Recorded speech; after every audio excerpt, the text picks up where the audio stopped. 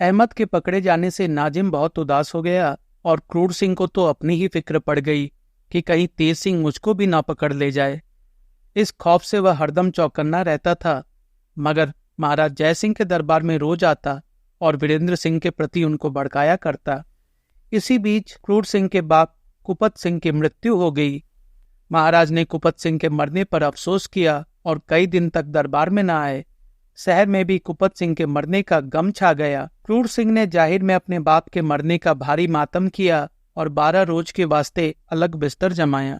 दिन भर तो अपने बाप को रोता, पर रात को नाजिम के साथ बैठकर चंद्रकांता से मिलने तथा तेज सिंह और वीरेंद्र सिंह को गिरफ्तार करने की फिक्र करता। इन्हीं दिनों वीरेंद्र सिंह ने भी शिकार के बहाने विजयगढ़ की सरहद पर खेमा डाल दिया था, जिसकी खबर नाजिम ने क्रूर सिंह को पहुंचाई और कहा, वीरेंद्र सिंह जरूर चंद्रकांता की फिक्र में आया है।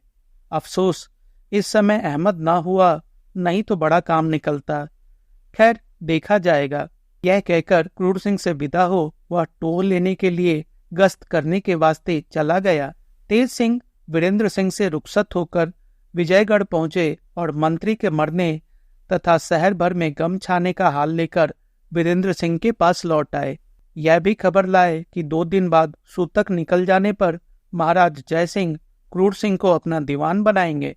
वीरेंद्र सिंह, यह तो बड़ा बुरा हुआ। तेज सिंह, हाँ हुआ तो बहुत बुरा। अब मैं 2 दिन चंद्रकांता के महल में न जाकर दरबार ही का हालचाल लूंगा। इस बीच में अगर मौका मिल जाए तो देखा जाएगा। वीरेंद्र सिंह, सो सब कुछ नहीं, चाहे जो हो, आज मैं चंद्रकांता से जरूर मुलाकात करूंगा। तेज सिंह, आप जल्दी ना करें, जल्दी ही सब कामों को बिगाड़ता है। वीरेंद्र सिंह, जो भी हो मैं तो जरूर जाऊंगा। तेज सिंह ने बहुत समझाया, मगर चंद्रकांता की जुदाई में उनको भला बुरा क्या सूझता था। एक न मानी और चलने के लिए तैयार ही हो गए। आखिर तेज सिंह ने कहा, खैर नहीं मानते तो चलिए, जब आपकी ऐसी मर्जी है हम क्या करें, जो कुछ होगा देखा जाएगा। शाम के वक्त ये दोनों टहलने के लिए खेमे के बाहर निकले और अपने प्यादों से कह गए कि अगर हम लोगों को आने में देर हो तो घबराना मत। टहलते हुए दोनों विजयगढ़ की तरफ रवाना हुए। कुछ रात गई होगी जब चंद्रकांता के उसी नजरबाग के पास पहुंचे जिसका हाल पहले सुनाया जा चुका है। रात अंधेरी थी, इसलिए इन दोनों को बाग में जाने के लिए कोई आश्चर्य न करना पड़ा। पहरे वालों को बचाकर कमंद फेंका और उसके जरिए बाग के अंदर एक घने पेड़ के नीचे खड़े हो इधर उधर निगाह दौड़ाकर देखने लगे। बाग के बीचों बीच संगमरमर के एक साफ चिकने चबूतरे पर मोमी सामदाना जल रहा था। चंद्रकांता, चपला और चंपा बैठी बातें कर रही थी। चपला बातें भी करती थी और इधर उधर तेजी के साथ निगाह भी दौड़ा रही थी। दोनों ने जब चंद्रकांता और उनकी सखियों को देखा तो वहां पहुंच गए। चंद्रकांता वीरेंद्र सिंह के मिलने से बड़ी खुश हुई और दोनों मिलकर मोहब्बत की बातें करने लगे। अब जमाने का उलटफेर देखिए। घूमता फिरता टोर लगाता नाजिम भी उसी जगह आ पहुंचा और दूर से इन सभी की खुशी भरी मजलिस देखकर चल मरा। तुरंत ही लौटकर क्रूर सिंह के पास पहुंचा। क्रूर सिंह ने नाजिम को घबराया हुआ देखा और पूछा, क्यों, क्या बात है जो तुम इतना घबराए हुए हो? नाजिम, जो सोचता था वही हुआ। यही वक्त चालाकी का है। अगर अब भी कुछ ना बन पड़ा तो बस तुम्हारी किस्मत फूट गई, ऐसा ही समझना पड़ेगा। क्रूर सिंह, तुम्हारी बातें तो कुछ समझ में नहीं आती, खुलासा कहो क्या बात है? नाजिम, खुलासा बस यही है कि वीरेंद्र सिंह चंद्रकांता के पास पहुंच गया और इस समय बाग में हंसी के कहकहे उड़ रहे हैं। यह सुनते ही क्रूर सिंह की आंखों के आगे अंधेरा छा गया। दुनिया उदास मालूम होने लगी। कहाँ तो बाप के जाहिरी गम में वह सर मुड़ाए बरसाती मेंढक बना बैठा था। 13 रोज कहीं बाहर जाना तो हो ही नहीं सकता था, मगर इस खबर ने उसको अपने आपे में न रहने दिया। फौरन उठ खड़ा हुआ और उसी तरह नंग धड़ंग औंधी हांडी सा सिर लिए महाराज जयसिंह के पास पहुंचा।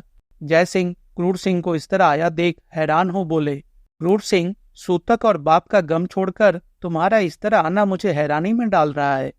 क्रूर सिंह ने कहा, महाराज, हमारे बाप तो आप हैं, उन्होंने तो पैदा किया, परवरिश आपकी बदौलत होती है।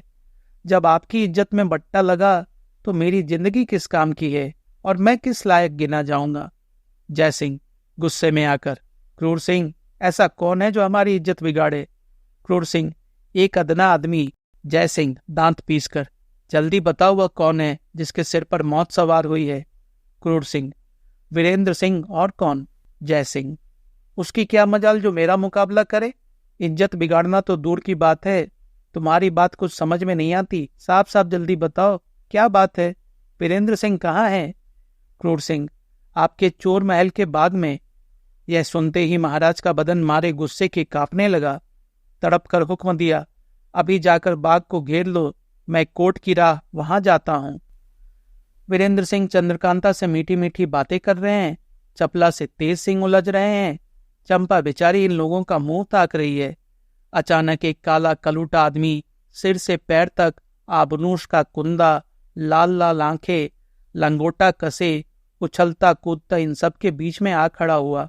पहले तो ऊपर से नीचे के दांत खोल तेज सिंह की तरफ दिखाया, तब बोला, खबरी भई राजा को, तुमरी सुनो गुरुजी मेरे।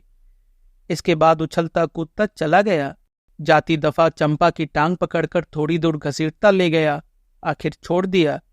यह देख सब हैरान हो गए और डरे कि यह पिशाच कहाँ से आया। चंपा बेचारी तो चिल्ला उठी, मगर तेज सिंह फौरन उठ खड़े हुए और वीरेंद्र सिंह का हाथ पकड़ के बोले, चलो जल्दी उठो, अब बैठने का मौका नहीं।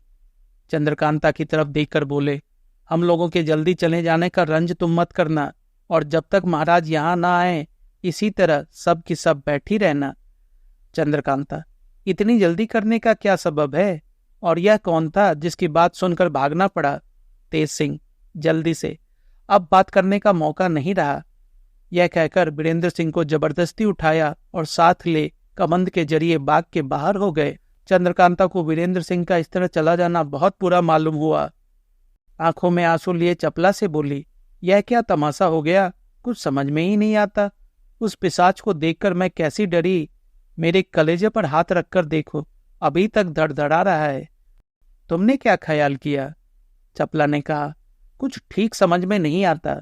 हाँ, इतना जरूर है कि इस समय वीरेंद्र सिंह के यहाँ आने की खबर महाराज को हो गई है, वे जरूर आते होंगे। चंपा बोली, ना मालूम मोए को मुझसे क्या दुश्मनी थी। चंपा की बात पर चपला को हंसी आ गई, मगर हैरान थी कि यह क्या खेल हो गया। थोड़ी देर तक इसी तरह की ताज्जुब भरी बातें होती रही।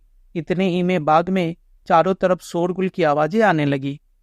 चपला ने कहा, रंग बुरे नजर आने लगे, मालूम होता है बाग को सिपाहियों ने घेर लिया।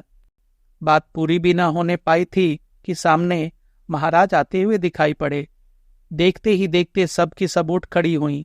चंद्रकांता ने बढ़कर पिता के आगे सिर झुकाया और कहा, इस समय आपके एकाएक आने का?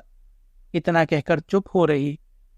जय सिंह ने कहा, कुछ नहीं, तुम्हें देखने को जी चाहा इसीलिए चले आए। अब तुम भी महल में जाओ, यहाँ क्यों बैठी हो? ओस पड़ती है, तुम्हारी तबीयत खराब हो जाएगी। यह कहकर महल की तरफ रवाना हुए। चंद्रकांता, चपला और चंपा भी महाराज के पीछे पीछे महल में गई। जय सिंह अपने कमरे में आए और मन में बहुत शर्मिंदा होकर कहने लगे, देखो, हमारी भोली भाली लड़की को क्रूर सिंह झूठ मूठ बदनाम करता है। न मालूम इस नालायक के जी में क्या समाई है। बेधड़क उस बेचारी को ऐब लगा दिया। अगर लड़की सुनेगी तो क्या कहेगी? ऐसे शैतान का तो मुंह न देखना चाहिए, बल्कि सजा देनी चाहिए, जिससे फिर ऐसा कमीनापन न करे। यह सोच हरि सिंह नाम के एक चौबदार को हुक्म दिया कि बहुत जल्द क्रूर सिंह को हाजिर करे। हरि सिंह क्रूर सिंह को खोजता हुआ और पता लगाता हुआ बाग के पास पहुंचा, जहां वह बहुत से आदमियों के साथ खुशी खुशी बाग को घेरे हुए था। हरि सिंह ने कहा, चलिए, महाराज ने बुलाया है। क्रूर सिंह घबरा उठा कि महाराज ने क्यों बुलाया? क्या चोर नहीं मिला? महाराज तो मेरे सामने महल में चले गए थे। हरि सिंह से पूछा, महाराज क्या कह रहे हैं? उसने कहा, अभी महल से आए हैं, गुस्से से भरे बैठे हैं, आपको जल्दी बुलाया है। यह सुनते ही क्रूर सिंह की नानी मर गई। डरता कांपता हरि सिंह के साथ महाराज के पास पहुंचा। महाराज ने क्रूर सिंह को देखते ही कहा, क्यों बे क्रूर, बेचारी चंद्रकांता को इस तरह झूठ मूठ बदनाम करना और हमारी इज्जत में बट्टा लगाना, यही तेरा काम है?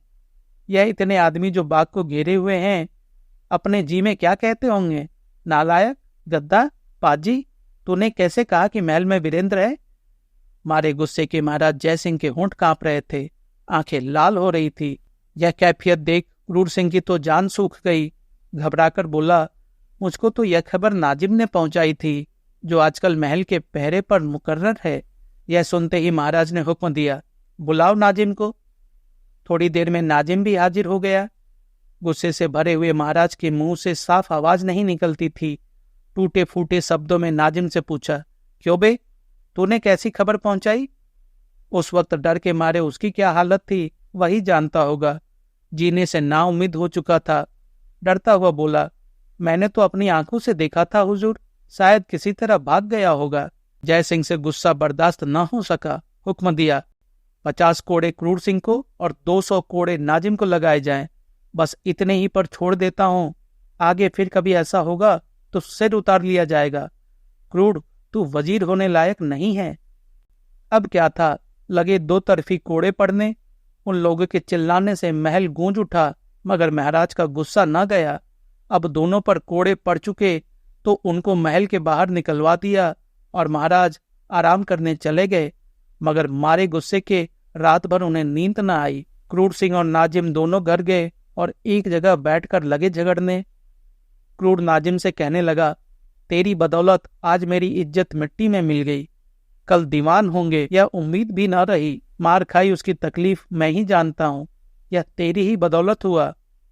नाजिम कहता था, मैं तुम्हारी बदौलत मारा गया, नहीं तो मुझको क्या काम था।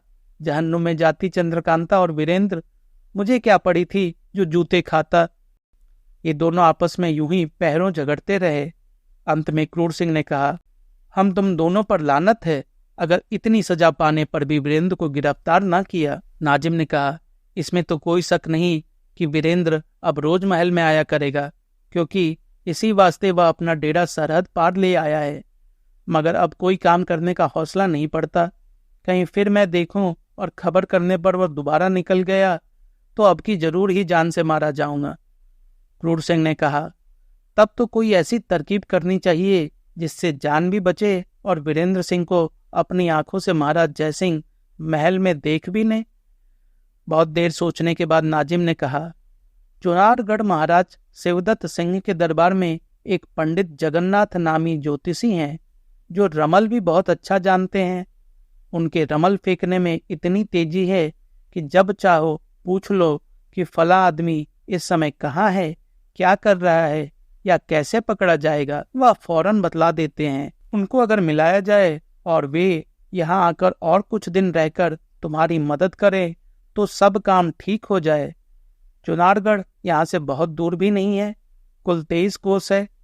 चलो हम तुम चलें और जिस तरह बन पड़े उन्हें ले आएं। आखिर क्रूर सिंह ने बहुत से हीरे जवाहरात अपनी कमर में बांधे।